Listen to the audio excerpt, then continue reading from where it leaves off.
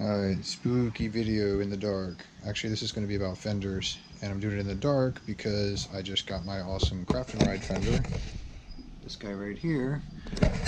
But I'd kind of like to put the silicone on the inside to quiet it down before I mount it, and the silicone needs time to dry, and I want to ride it tomorrow. So I'm going to try to do this in the dark, and while I'm at it, I'm going to take a little video so I can explain what I'm doing. And since I happen to be in possession of the three main types of fenders that are offered for Onewheels, I'm going to just kind of give you some information on all of them in case you're in the market for a fender and you wonder what the differences are. So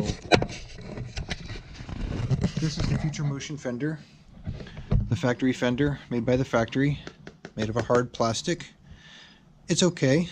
As far as weight goes, it's fairly heavy because it's pretty solid plastic.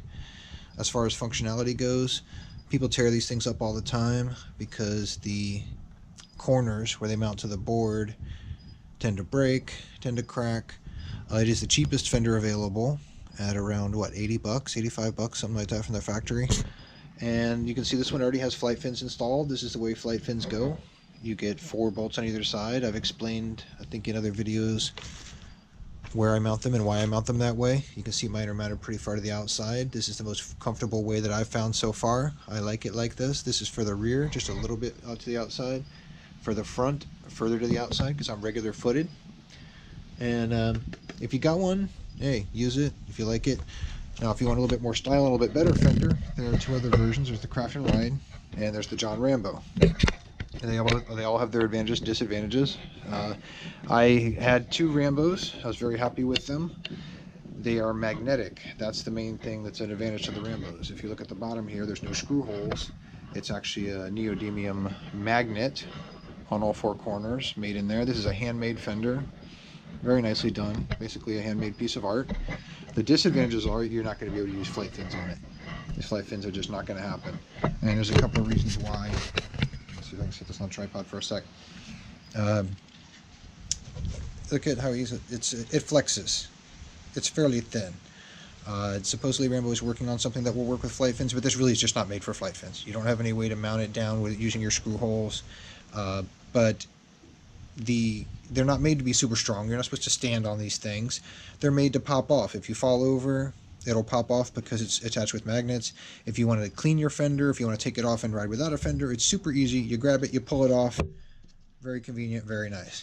These are also kind of loud when you first get them. Very clickety with rocks bouncing off and whatnot. So I took and lined mine with silicone. You can see in here, it looks from the factory basically. And I'm going to show you how to do it because I'm going to do it on my Craft&Ride because I really enjoyed it. It didn't really add significant weight to the fender.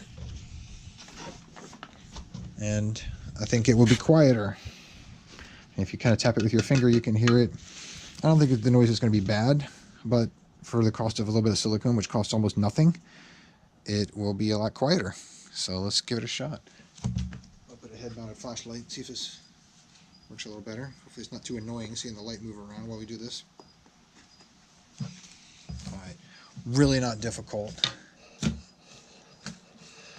I grabbed a piece of cardboard out of the trash. Lowe's free gift. I am not taking advantage of that offer. Now, this fender is gorgeous. It has no scratches. It is very nice. I don't want to scratch it, but I know I will. But for now, I'm going to pretend like it's not going to get scratched, and I'm going to protect it. And I got a glove in case anything gets messy. I can use my hands to fix whatever I screw up with the cardboard. I think the width of the cardboard, the way it is going to be good because that's actually pretty much almost perfect to cover the inside. And then I'll maybe rip a piece, bend it for the edges, and I might even get a little bit here on the inside of the screw holes. So I think these are like $5-7 bucks for a tube of this stuff from Home Depot. I'd already cut the edge off. This is enough for, I've already did 2 Rambo fenders with it, and I still got enough to do this Craft&Ride. and probably have plenty to spare after that. So all you do, I might have to cut a bigger hole. Squeeze up a nice dab of these things along the edge. I might have to cut a bigger hole. Or cram it with an awl or something. I didn't bring any tools out here. You can see where I'm starting here. I'm gonna have to pause the video and cut the hole bigger so I can get the rest of this silicone out of here. Alright, continuing where we left off. And if you didn't understand what I was talking about, you're really just taking a razor blade, cutting the end off this thing. I'm sure most of you have done something like this before. Cut a big chunk out. That should be better. Oh yeah, here we go. Just run along the edge there. I probably won't do the whole fender, but it'll get started. You'll see how this works. You just smooth it. I think it'd be nice if this was a little bit thicker cardboard.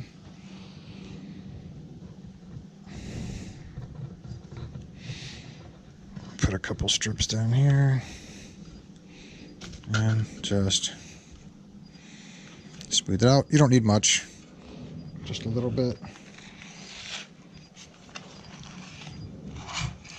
Quiet it down.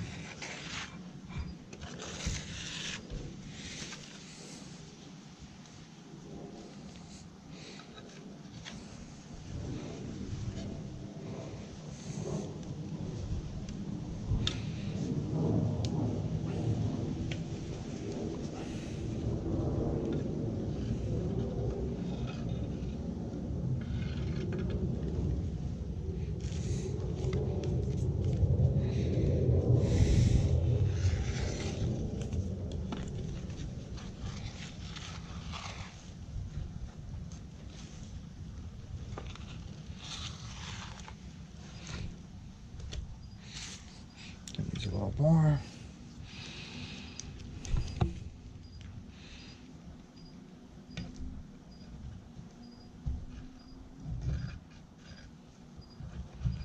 A little bit over on the edges, and I can hit that with a corner of the cardboard as we get closer to the end here.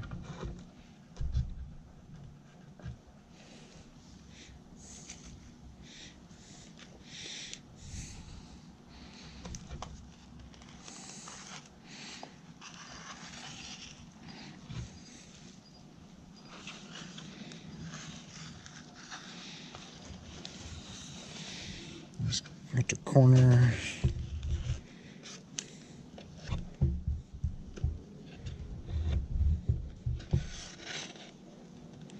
Yeah, the cardboard bends pretty well. So just hit the corners with it.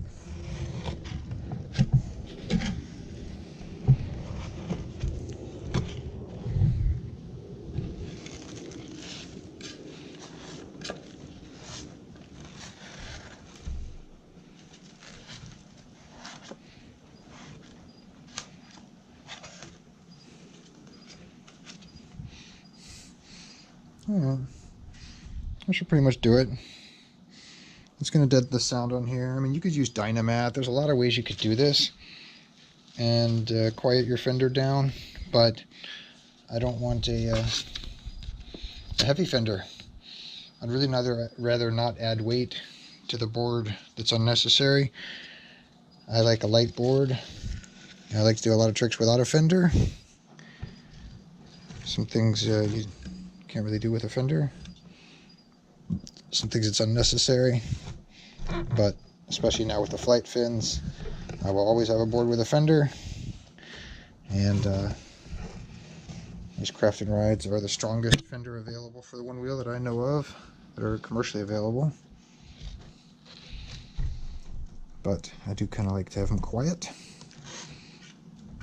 So that's about it. Done.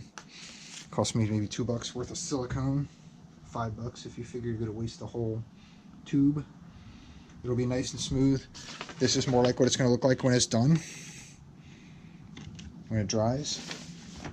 And I'm going to double check it in the inside light and make sure there's nothing that ran over the outside on the pretty shiny surface. And so hopefully that helps.